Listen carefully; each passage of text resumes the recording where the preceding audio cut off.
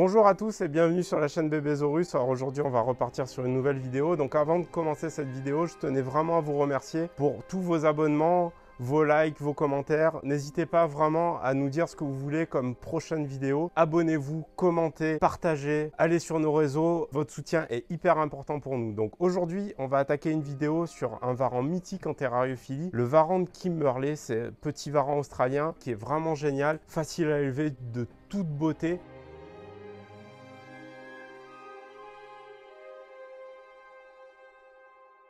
C'est un varan qui vit dans deux habitats différents qu'il est important de connaître pour pouvoir aménager correctement son terrarium. Dans la région de Kimberley, il va vivre dans des habitats rocheux, donc des gros cailloux, des parois rocheuses, où il va se planquer dans les crevasses. Il vit aussi dans le parc national de Kakadu, où là, il vit principalement dans les arbres, où il aura des mœurs beaucoup plus arboricoles. Donc vous voyez sa morphologie assez caractéristique d'un varan très svelte, très long, avec une queue qui peut représenter plus des 2/3 de la longueur du corps. Donc c'est un varan de taille moyenne qui peut mesurer 80 cm. La longueur museau-cloaque est généralement comprise entre 25 et 30 cm. Un cou très long avec cette facilité de se déplacer sur à peu près tous les supports, dont notamment les rochers et les arbres. Ça en fait un varan très gracieux et magnifique à observer en captivité. Il a, je sais pas, quelque chose, une grâce qu'ont pas par exemple les autres varans comme le varan à queue épineuse que j'ai présenté la semaine dernière. En plus de ça, il a une coloration qui est vraiment magnifique, hein. Il a cette queue comme ça qui est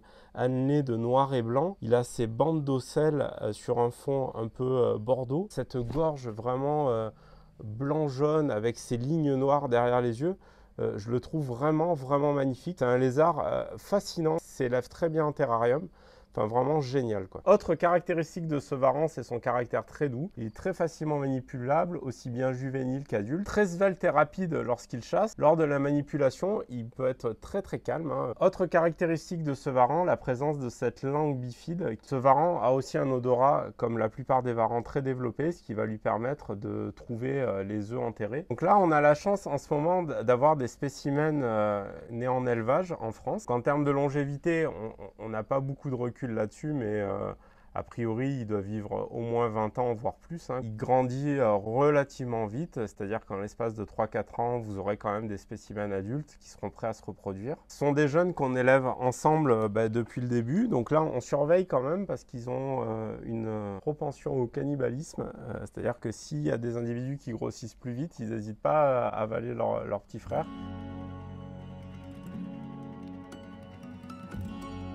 On va parler un petit peu de l'alimentation. Donc dans la nature, c'est un lézard qui mange principalement d'autres lézards, dont aussi des jeunes de son espèce. Il va manger des orthoptères, des araignées, toutes sortes d'insectes, et il va aussi manger des œufs de lézards, de petits lézards. Donc c'est pour ça que la cohabitation, enfin surtout quand ils sont juvéniles, il faut quand même faire gaffe à pas trop mixer les tailles, parce que les plus gros n'hésiteront pas à avaler les plus petits, hein. Ça, c'est assez commun chez les varans d'ailleurs. En terrarium, pour les nourrir, c'est quand même relativement simple, hein. Donc vous allez pouvoir les nourrir avec des insectes variés, type blattes, grillons, criquets, de temps en temps des vermoriaux.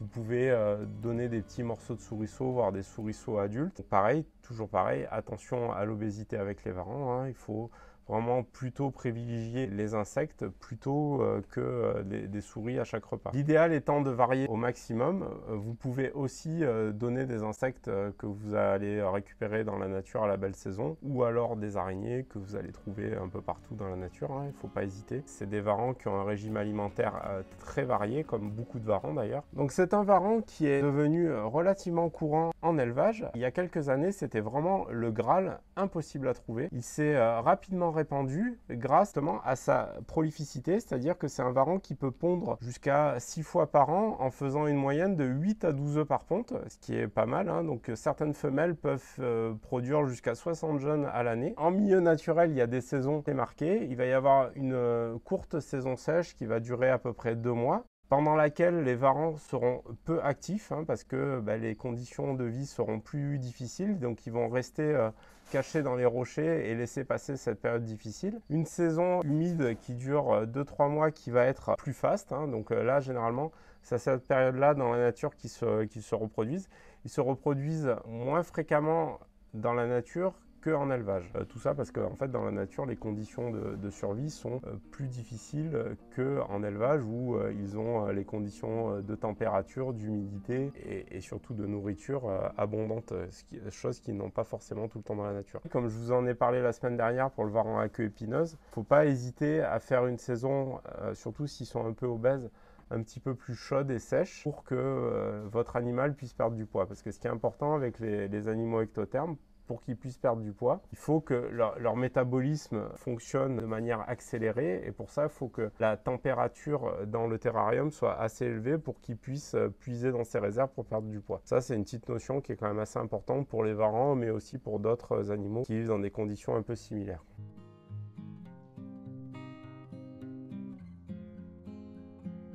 En terrarium, il va falloir leur apporter une humidité relative. Même s'ils vivent dans des régions qui peuvent avoir une saison sèche, ils vont se protéger de la sécheresse en se planquant sous les rochers, en trouvant une certaine humidité ou dans les troncs creux des arbres. Les juvéniles naissent justement à la saison des pluies, donc il faut vraiment leur apporter beaucoup d'humidité.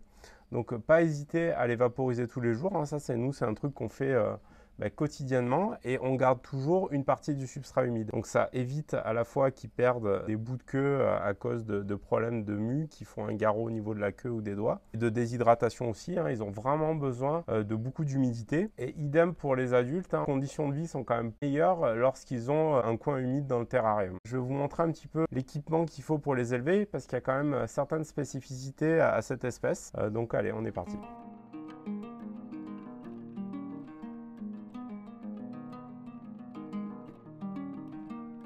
Pour élever ce type de varan, un terrarium de cette taille-là, pour un spécimen, peut convenir parfaitement. Donc là, c'est un terrarium qui fait 90, 45, 90. Après, vous pouvez bien entendu prendre des terrariums beaucoup plus grands, ce ne sera que mieux. On a par exemple des 1m30 par 45 par 75 de haut. La caractéristique de ces deux terrariums, c'est qu'ils ont le couvercle complètement grillagé, donc on va pouvoir facilement installer les systèmes de chauffage et d'éclairage. En système d'éclairage, nous, ce qu'on vous conseille toujours, c'est de mettre une rampe T5. Elles existent chez Arcadia et chez Repsol System. C'est des petites rampes que vous allez pouvoir poser directement sur le grillage et qui vont émettre un petit peu d'UVB. Donc après, au niveau du système de chauffage, alors c'est quelque chose d'assez important pour cette espèce, c'est qu'ils sont très sensibles à la surexposition aux rayonnements ultraviolets. C'est pour ça que d'une part, on a choisi une rampe qui émet pas trop d'UV, une zone 2 qui suffit largement. Et en fait, au niveau du système de chauffage, il va falloir vraiment dissocier le rayonnement ultraviolet du système de chauffage. Alors nous, ce qu'on utilise sur cette espèce, c'est un mélange des deux, c'est-à-dire qu'on va faire un point chaud avec un spot halogène. L'avantage de l'halogène, c'est qu'il va émettre seulement des infrarouges et de la lumière visible. De l'autre côté, on va utiliser une lampe de type Power Sun qui va émettre des UV de qualité et aussi des infrarouges. Donc là, l'avantage, c'est que le varan va pouvoir, en fonction de ses besoins, choisir l'endroit où il veut se chauffer. Soit il va se chauffer sous les UV, sous la Power Sun, soit il va se chauffer sous la lampe halogène sans s'irradier aux UV. Une chose qu'on a, nous, observé en élevage, c'est que si on leur met un système de chauffage qui émet uniquement de la chaleur et des UV, ils vont vraiment souffrir parce que s'ils ont besoin de se chauffer, ils se feront irradier aux UV et ça leur convient vraiment pas. Le fait de dissocier, vous allez voir que par moment, le matin notamment, ils vont d'abord se chauffer sous les UV et après, le reste de la journée, ils se chaufferont uniquement sous la lampe halogène. C'est vraiment, en tout cas chez eux, ça se voit beaucoup, c'est vraiment très curieux.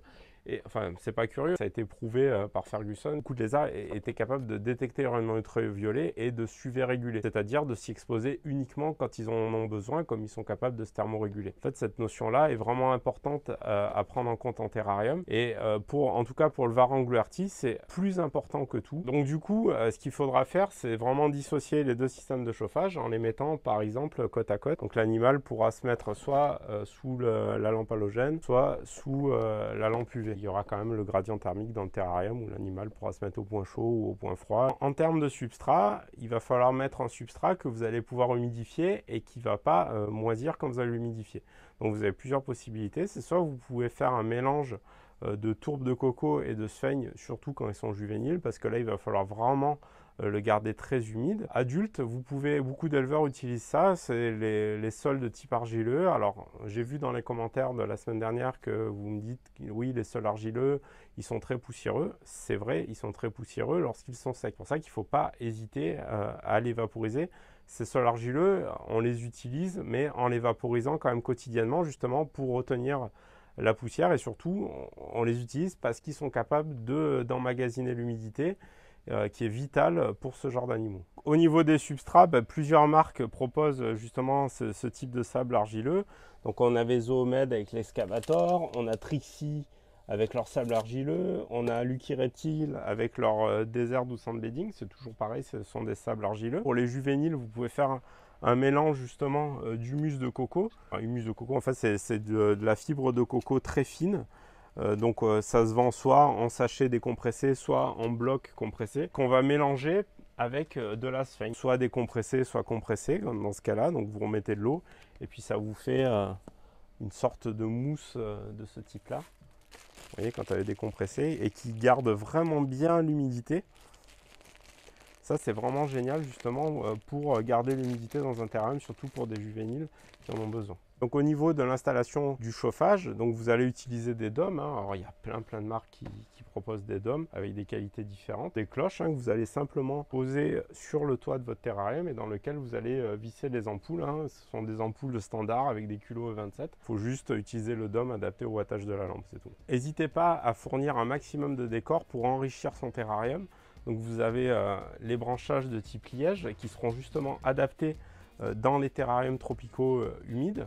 Parce que là, vous pouvez les vaporiser, ils sont totalement imputrescibles. Donc ça, vous pouvez mettre pas mal de branchages de ce type-là en accrochant par exemple des plantes aussi en plastique dessus où ils pourront se cacher. N'hésitez pas aussi à utiliser des écorces de liège de toute taille, des troncs creux comme ça où ils pourront facilement se planquer. En termes de reproduction, les femelles vont pondre généralement dans le substrat. Donc vous pouvez utiliser des boîtes relativement grandes, des boîtes que vous allez trouver en magasin de bricolage. Vous les prenez avec un couvercle, vous faites un trou à la scie cloche sur le dessus et vous les remplissez avec soit de la fibre de coco très fine comme je vous ai parlé tout à l'heure, ou simplement du sable argileux que vous gardez humide et les femelles iront pondre sans problème leurs œufs dans la boîte que vous pourrez récupérer et incuber. Environ 30 degrés, donc la durée d'incubation à peu près 110 jours à 30 degrés. On a aussi des systèmes d'incubateurs qui vous permettent justement de pouvoir contrôler la température durant l'incubation. En incubateur sur le marché, nous, ce qu'on commercialise, c'est ceux Lucky Reptile qui sont très bien. Le Herp Nursery 2 qui peut aussi refroidir et qui a un volume d'incubation assez important, donc on peut mettre pas mal d'œufs. Ou en premier prix, on a des petits incubateurs comme ça, où vous allez pouvoir mettre une ou deux pontes, mais pas plus, mais qui fonctionnera très bien. Donc voilà, je vous ai fait une brève présentation de ce Varan de Kimberley. Donc n'hésitez pas dans les commentaires à poser d'autres questions si vous avez besoin d'autres infos. J'ai forcément pas tout dit. Suivez-nous sur nos réseaux, Instagram, TikTok, Facebook. Venir voir notre quotidien. Je vous remercie et à bientôt. Salut!